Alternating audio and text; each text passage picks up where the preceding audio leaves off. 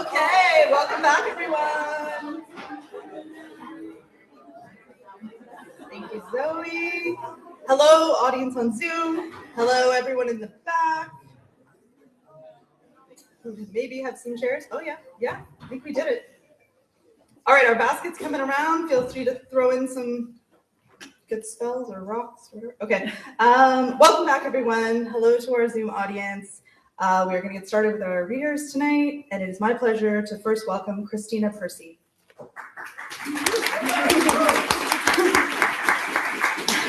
Kristina Percy lives in the territory of the Ligwiłda'xw people, central Vancouver Island.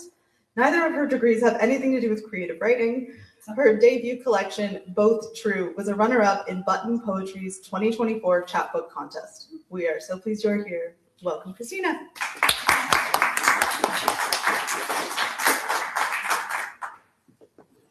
Thank you, everyone. There we go. Yes, so Both True is my first collection of poetry. It primarily covers the very early years of being a parent and all of the myriad of emotions that came with that. I went through some pretty severe postpartum anxiety that went undiagnosed for a long time, and so a lot of the poems touch on that and the way that I started to look at the world differently, having had kids. The first poem I'd like to read is actually the final poem in the book. It's called Brain Tree, and it's based on a true comment that my son made, which was probably one of the smartest things he's ever said to me, and I'm obviously still processing it. Brain Tree. When my son is young and trying not to go to bed, he tells me there's a tree in his brain, and on it are all his thoughts growing as different colored fruits. Angry red cherries, sad blueberries. Embarrassing thoughts are soft yellow pears, happy tangerines. He asked me to tell him the most sour cherry thought I ever had. Afterwards, he insists it was unripe, barely pink. Which is fair. I didn't tell him about the time I imagined the shape my knuckles would leave on a cheek. I didn't tell him I imagined his cheek. My branches are heavy with limes, dragon fruit, pale lychee, gooseberry and plums, bitter melon, wasp-stung figs. I lie beside him while he doesn't sleep. In the dark, I reach for oranges, kumquats, apricots, persimmon. We eat them whole, swallow the seeds.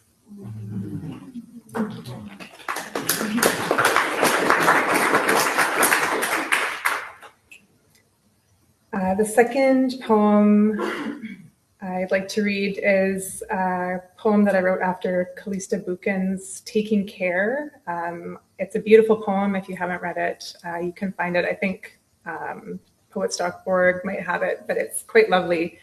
And the poem that I wrote is called House Guest. Invited for the weekend, my despair is still here 5 months later. She loads the dishwasher without scraping the plates. When it rains, she lines up the children's boots by the door where, of course, they can't find them. On sunny days, she critiques the garden from the window. Anytime I try to work, she makes herself a snack and sits at the table with me, reading the news, making those soft sounds that one makes when someone far away has died. I know she's trying. Adds cereal to the grocery list but forgets milk, runs the dryer too short and leaves the clothes to sour. I come to bed late, bearing damp match socks. She rolls without waking, offers her own warm ache. You don't have to clap every time, that's okay.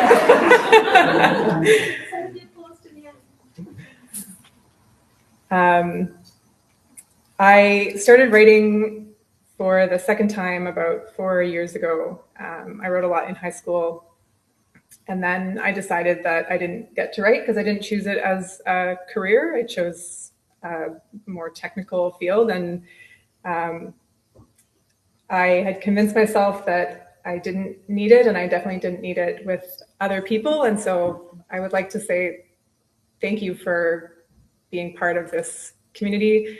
I know I'm not from the Victoria poetry family, but I grew up here, and I really appreciate being back here for my very first reading. This poem is called Chimes, and I think it's one of my favorite poems from the book. In a parallel universe, I hang your wind chimes on the other porch, away from the worrying south wind that wakes us too early. I leave first every morning in the old blue Volvo I will not sell, not even with its empty air conditioning rattle. In this universe, you do not let me explain. When you leave, I rake my grief across a few strange men, eventually meet a different husband. We get married on the lake where he grew up, not my childhood ocean. Later, we have 2 kids too, both girls this time. The wind blows from the north. Your chimes are mostly quiet. And the last poem I'd like to read is one that Button Poetry, the publisher, has put on social media a couple of times. It also ended up on Reddit, which was surprisingly lovely. But anytime, I was apprehensive to open it up, but I'm glad that I did. Anytime this one ends up on Facebook, someone decides that this is their chance to leave their absolutely worst take on gender. So I'm going to give you my take on gender, and nobody can contradict me. If you have a different take, Facebook is waiting for you. This poem is called Dad. It is not a poem about the experience of being trans, because I do not have that experience, but I do think that transness is included in the concept of gender identity and gender heritage inheritance that I was trying to get at in this poem. And I am very lucky to have had a good friend of mine who is trans help me with this body of work. And I'm always so taken by the courage that it takes to reject what the world is telling you is yours and has to be yours and who you have to be. I would be honored to have some fraction of that courage. I hope my kids have that courage. And I hope that we're moving in a direction where that courage is not necessary, because we've all just collectively decided that we don't get to make that determination for anyone else. So to all of those Facebook folks, that is my response. And the poem is called Dad. At 4, my daughter says she wants to be a dad. At least I think she's a daughter, although sometimes we get these things mixed up. I'll play with my kids all the time, she says. I'll wrestle and build Lego and play hide and seek all day because dads are the best, she tells me, like I can't see that in our own home. Want to know a secret? I ask, as I'm cooking or folding or not playing horse. Of course. Did you know sometimes I want to be a dad too? Well, she asks, why did you choose the mom then? And I wish I had a better answer than simply, I never knew it was a choice at all. Thank you very much.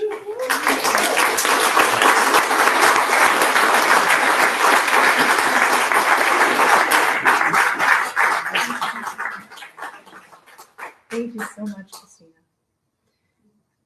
It is now my pleasure to welcome Tosh Sherkat.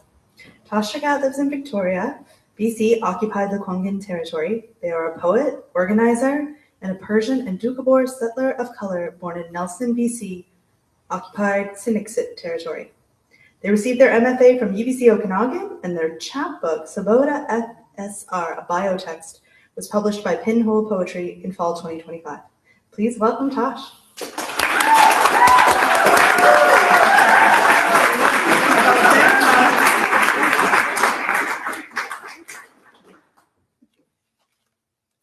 Thank you all for coming. Oh, and there we go. I lost my page.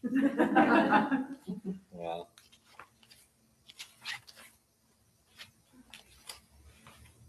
now you have to wait. I'm going to read from this wonderful chapbook that Erin Bedford at Pinhole Poetry published for me. And I'm going to talk a little bit about it first. It's a long poem, and it's a biotext. And I got the word biotext from Fred Waugh, and I'm pretty sure Fred Waugh got it from Roy Mickey. And Roy Mickey wrote about biotext, the writer writing and being written by the text. Just another way of saying the subject is created by the discourse while the subject creates the discourse. And I think both of these writers have used it in a way to do self-narration in a way that's opposed to the sort of settler life writing that happens at the early 20th century, late 19th century, which is often reproduced in Canada and reproduces Canada as a stable signifier in which belonging is the end goal and difference is to be controlled or contained. And I wanted the opportunity to write biotext because I felt as though my family stories and my story had been pulled into this cultural milieu of multiculturalism, and by doing so, to fortify the colonial state. And I think this is what so much of why that is so powerful is that so many disparate stories can be pulled into national cohesion by the facts of their disparate arrivals. And it's not an arrival to a stable here. The creation of here is made upon arrival. Canada makes Canadians and Canadians make Canada.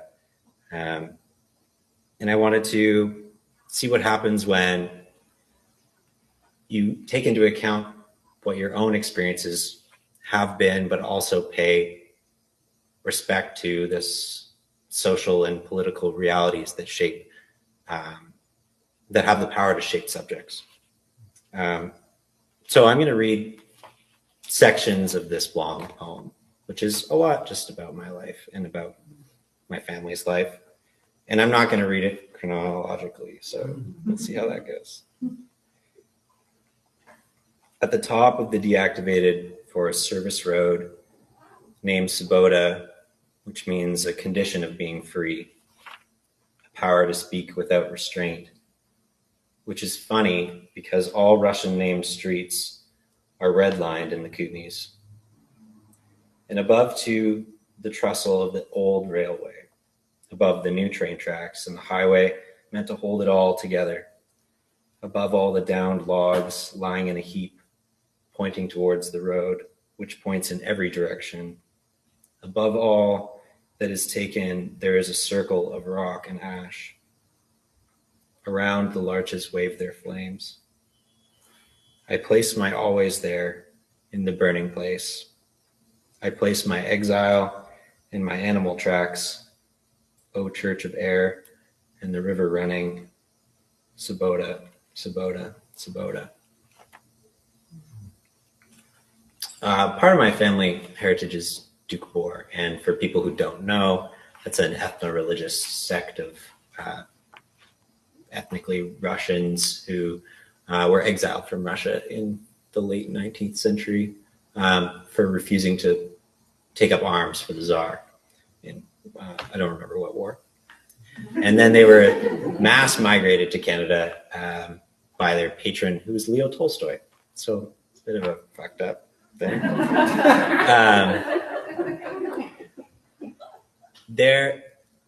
Part of the reason why they were exiled from Russia was that they refused the church. They were Christians, but they refused the church and they refused the Bible. And their God was love in a pretty literal way for them. They lived by this phrase, which I don't speak Russian, but plankin trava, which means, what does it mean? Grass that moves against the prevailing current of the water. And I think this is sort of like, as I read this long poem, I think about that. That phrase is like a sort of formal structure for a lot of the ways that I kind of kept the momentum going for this poem. So I'll read a little bit more. How you got here is trapped inside the body. Body, just another word for history. I hold church in the air outside my lungs. Evacuating my body, the asphalt crumbles into the ditch. Highway bleeds from my eyes. This is a ceremony, being the same person who said, "We are here now. What does it matter?" This is all I can do to not stand on the waterfront, Walmart parking lot, and see the W shaved into the mountain, and know beauty as it is, a condition of every hair raised and trimmed. And I don't even think it matters what I make myself look like, civilized or closer to clean, just that animalness has been made to look like something else, enough so that I may be ethnically ambiguous, because I would rather accept whiteness than be unfuckable. I had hoped I would be normal. If I plucked enough glabella hair, it would stay that way. It would change my last name. I could have been white, like the mannequin cleaned with spit outside the lingerie store, under the awning at the corner of the block where the plow piled snow. I ran from the bus stop, ahead of the arms of boys I will forget in less than 10 years' time. We, them and I, just children then, took turns battering our hands down imagined panties. I wanted lust to be uncomplicated, to be of the learned disorder, to do away with this porcelain curiosity where history gathered like footnotes of hair, to feel until I felt that same smooth falling across my skin like shower water as it drags my shaveness down my legs. Sometimes I'm as white as what's been lost.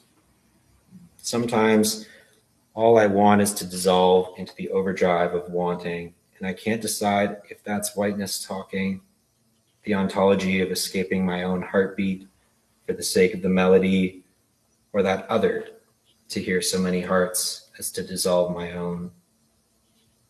I do a little version of that dance every time I dream.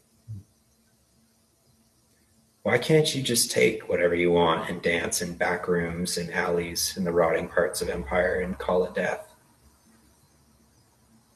Whatever living remains in our bodies must be pretty marginal for us, Matryoshka, to remit one empire your home and let the next conquest buttress all feelings. I guess what I'm saying is that I too understand.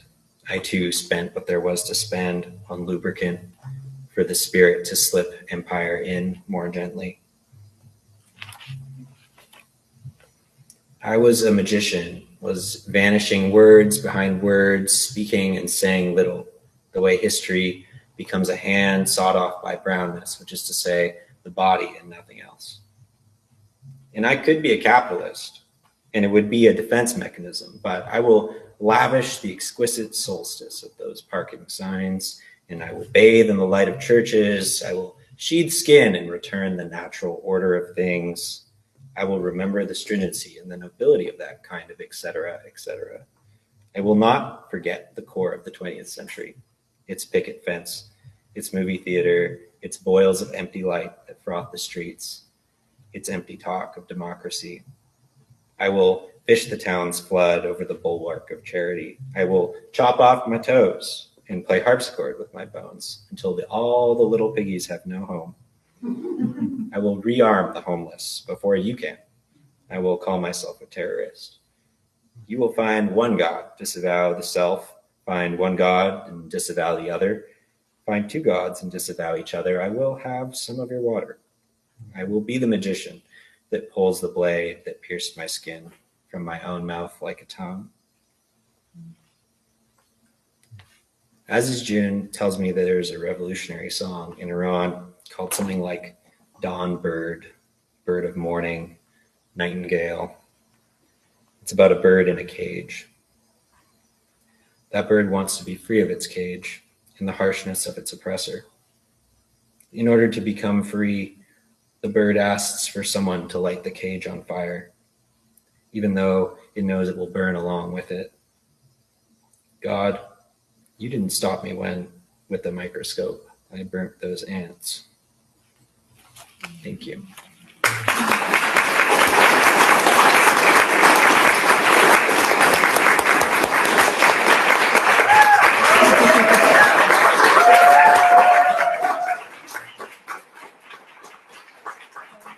Thank you so much, Tosh.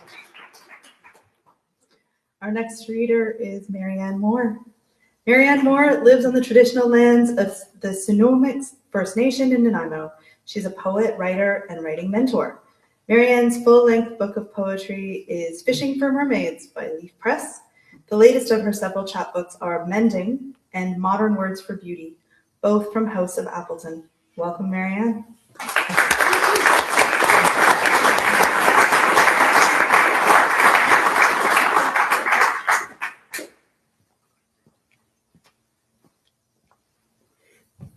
Thank you, Anna. Thank you, Karen, for inviting me. And thank you all for being here. So great to see poet friends, old and new. Hello, Zooland people. So, Modern Words for Beauty. I'll start with that poem.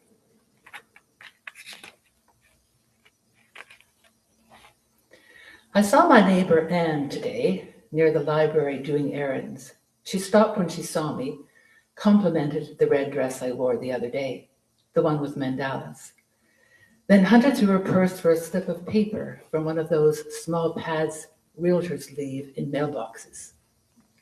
On it, 2 blue words, pulchritude and pulchritudinous. Anne wondered how such an ugly term could be anything beautiful. She said, "You're a poet. Can you put this word in a sentence?" Pulchritudinous is related to the statue of Venus, and I got thinking I could write a poem that relates to the planet Venus, hung just below the sliver of the moon. Maybe in its modern interpretation, pulchritude has something to do with spontaneity and realtors, with the kind of beauty that appears when a neighbor pulls a couple of folded words out of her purse, and you feel the possibility of magic, like the raven making underwater sounds when it's sitting on a fence across the road.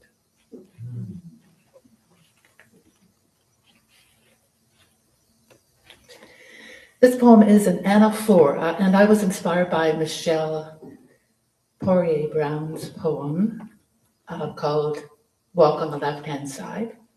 And she was inspired by Arlene Perry, whose workshop she had attended.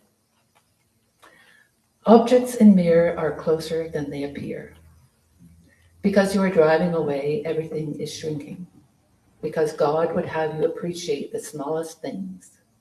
Because the eye of a needle. Because the mustard seed. Because the lilies of the field. Because not having to wait at a bus stop is a good thing. Because there's just the 2 of you. Because you are curious. Because of the wind. Because looking back, the children grow smaller, not older, because they are closer than they appear. And this one after a poem by Robert Haas. I saw on Facebook that Bob Haas was 85 years old on Sunday. So his wife, Brenda Hillman, was collecting some lines of his poetry to give to him on his birthday. So collecting them by email and on Facebook. So I hope he had a good day of hearing lines from his wonderful poetry. So the poem of his that inspired this poem is called The Problem of Describing Color. After a poem by Robert Haas. If I said, remembering that winter, a lipstick kiss on his tiny cheek when he was handed to me. If I said a Turkish Kalim sent home one May morning. If I said my ankle after the surgeon's cut, the plastic surgeon's graft. Or a field of poppies and a busload of women, a red scarf over her blonde hair. She was a minister from Norway. We were remembering the goddess in all her forms on a women's tour of Anatolia. How could you not love a woman who walked with you into the sea, called you from Bergen when she got home? I say red. And of course, even signs on the street can inspire a poem. So this one was Night Work on 10th Street, which I just loved. I thought that's a great name for a band or a poem. Night Work on 10th Street. The road sign reads, Night Work on 10th Street. Once I've been to the grocery store, it's unlikely I'll be out after dark. Rather, I'll be home in bed, not working, nothing noticeably to fix. Unless I wake at midnight. Then again at 3 a.m. I begin to recite lists to distract my spinning mind. Beatles songs, girls' names, bird species, rivers of the world, Ganges, Muskwa, meander. What of my own mending? In the quiet, the cat padding down the hall. Shall I give myself credit? Be grateful. Forgive myself. My night work intense, my own solitary repair.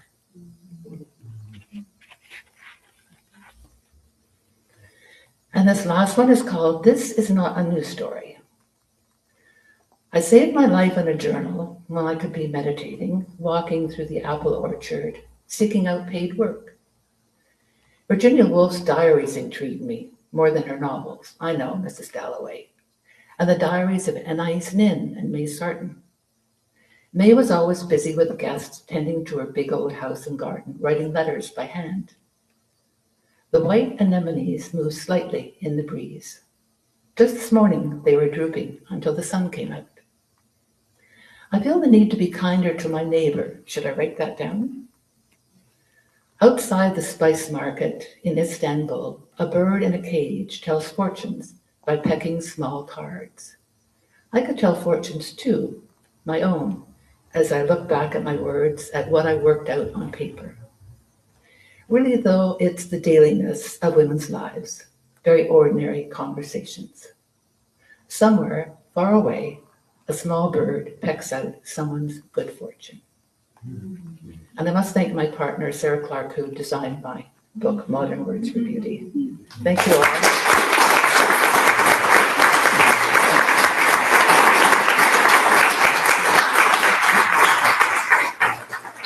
Thank you very much, Marianne. It is now my pleasure to welcome Sam Cheuk. Sam Cheuk is the author of Love Figures from Insomnia Press 2011, De e Machina, Baseline Press from 2017, and Postscripts from a City Burning, Palimpsest Press 2021. This chapbook was tentatively titled Marginalia as an epilogue to Postscripts, but he wanted cats on the cover, though he is allergic to them. Yeah. Thank you. That was not ad-lib. Please come up, Sam. It's in the bio. Awesome. You're reading first. Yeah. Oh, okay. Surprise. He chose the poem, and now you have to read it. Yeah. Hello. His name is James, by the way. This is a story poem from Postscripts from Bernie City. The setting is the revolt in China at the time of the year 2021. Is it 2010? 2019. It was I thought we're better friends than that. No, it was 2019 when he went to China for the Chinese revolt. There's a revolt going on. I'm not that old, am I? No, it's just to create the setting. 2019. That's when the sub went down. This is page 35. So your face turning away suggests otherwise. There's no shame in wanting to be more beautiful. Whatever happiness it is, you find in your secrecy. Behind your hair trellising the meridian of your back. What it is you wish for me to witness. What it is you wish for me to witness. You are enough. In your own, too much really. My desire is a simple beast. May I be beautiful in your hunger. Sitting beside the news, unfurling, on TV. Before we undress for sex or sleep, the city burning beneath us.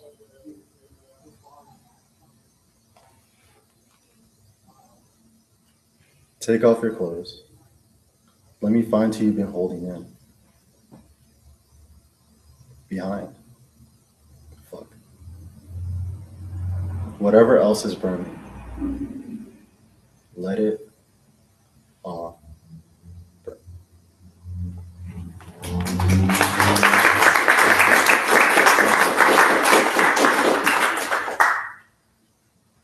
I was hoping that I don't have to read anymore. So maybe like 1, 2.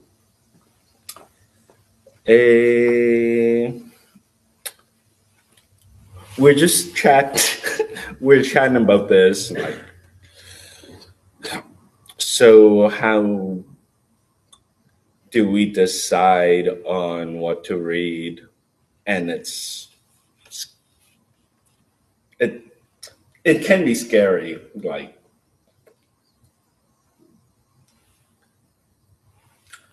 So I'm gonna go with one that is for a good friend of mine. Well, the title is Allergy, so you know what's coming up. Elegy for Adam Ligwiłda'xw. Fuck you, man. Waking me up like this. Sorry, I didn't write. Oh, I haven't written lately. I know that you're dead. I know you're dead. The dreams always begin in a place that the mind tries to reconstruct, borrowing scattered details, swagger of leaves browning, the earthy knitted sweater you lent me once, the way my roommate's cat is seated in the frame of a quiet window, yawning gloriously into a lazy mid-afternoon to remake the scenery of some autumn.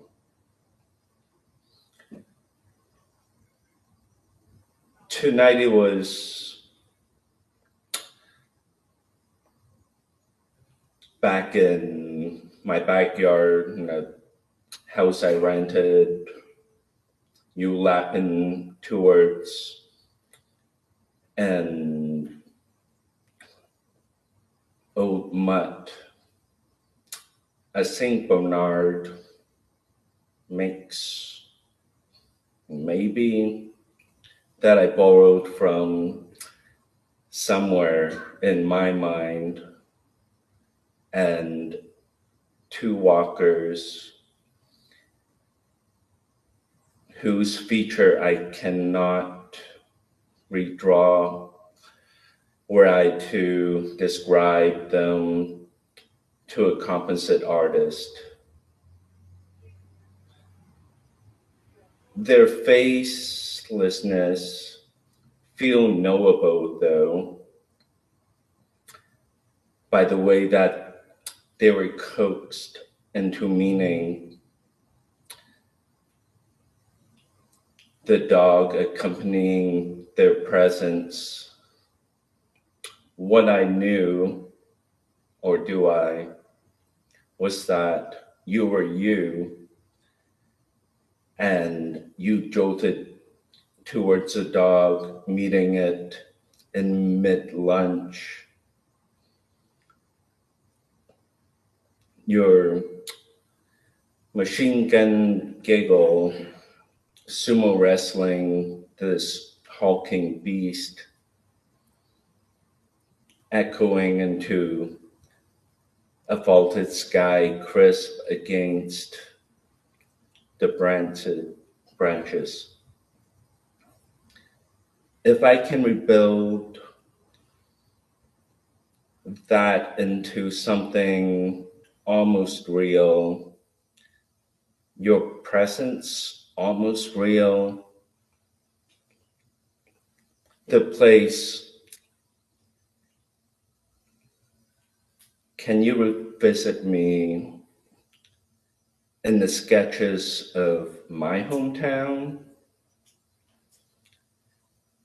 The bar that I would show you, you drunkenly jumping on an exercise bike, discarded in your old alleyway. But let this alley be mine.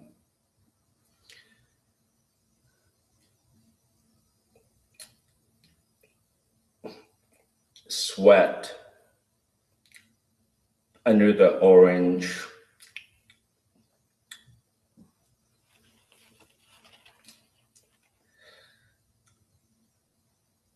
streetlights blended into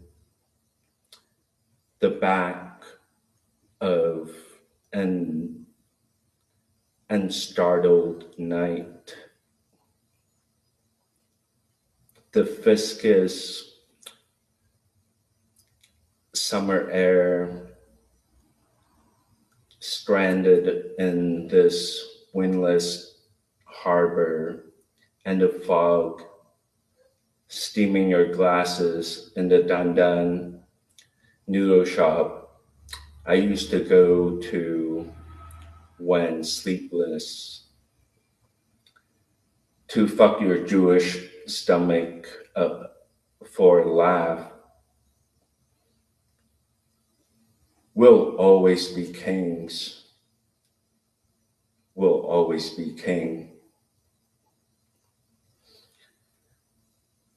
Come visit me again at your tiding so I can recapture, remain in the warmth all at once in the foggy and disguised winter morning light, a lump in my throat to rehearse for the day.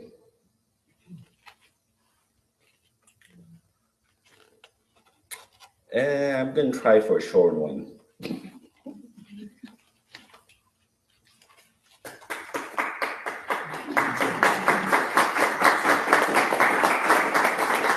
Thanks, you. Okay, this is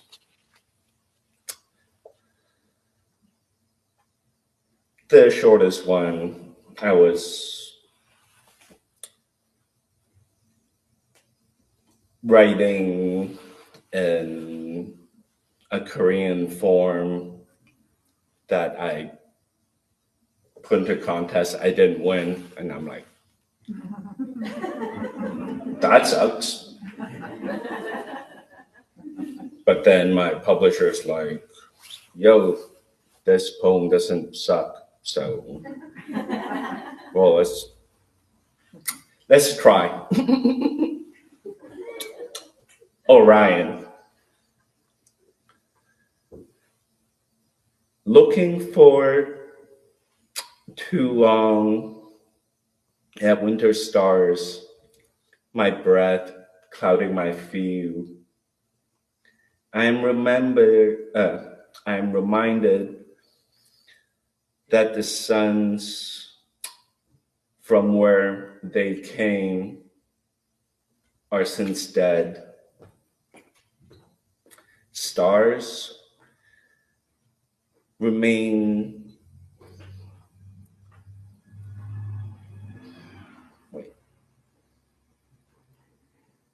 seen as long as breath, and death only can light pulse. So that's the poem that I did not win.